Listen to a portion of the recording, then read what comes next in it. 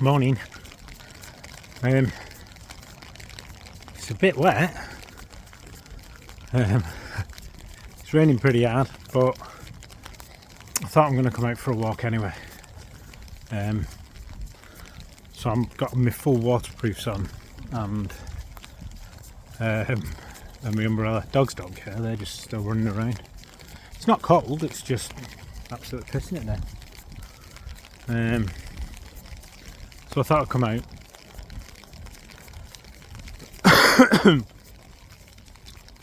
I'm going to mum and dad's. Well, I'm not going to mum and dad's. I'm taking mum and dad out for Sunday dinner on the pretense that gets kids out of the house. So they've got a lovely little family-run pub near where they live that do an amazing Sunday dinner. So I'm taking them there. So that's my plans for today. Yeah. Isabel's not been well. She's been feeling sick.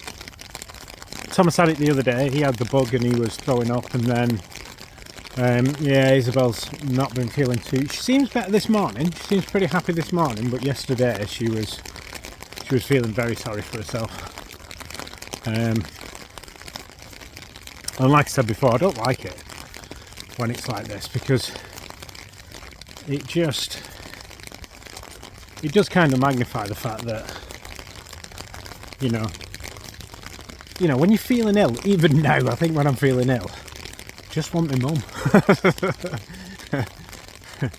No, that's not true. When I'm feeling ill now, I just want Jenny. But I get it. Like when you are feeling ill, particularly as a child, all you want is your mum. And I think the kids it does really kind of bring it home to you when they are feeling ill. When they're feeling ill, because you do feel a bit, I don't know, inadequate as a single parent. Particularly, I think, as a male single parent. I think. One sec. Sorry. Just shouting at the dogs, going near other dogs. Yeah, I think it's really difficult as a, when you've got 3 kids and you're the dad rather than the mum in this situation, because I think, kids want a mothering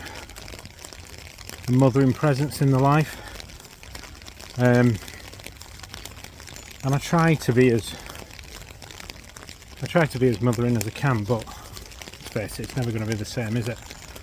So it does kind of bring it home to you when the kids are a bit poorly. I'm a bit better than I was the other day. No, Maggie, no.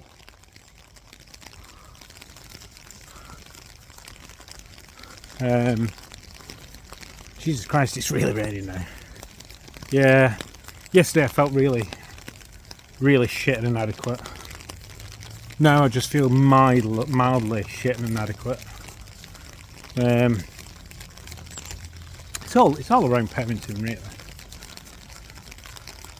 I had a dream last night about Jenny, and these seem to be reoccurring dreams. Not every night, but dreams where we're in the final few weeks of her life, and but this time we all know that it's going to happen. She knows that it's going to happen, and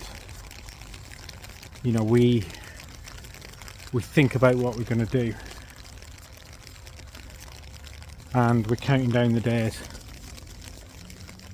That seems to be a reoccurring dream. I don't know what it means. Perhaps it's subconscious that's what, in hindsight, I would have rather it have been. Not counting down the days, but at least addressing the fact that, we knew she was going to die. But she wasn't in any pain.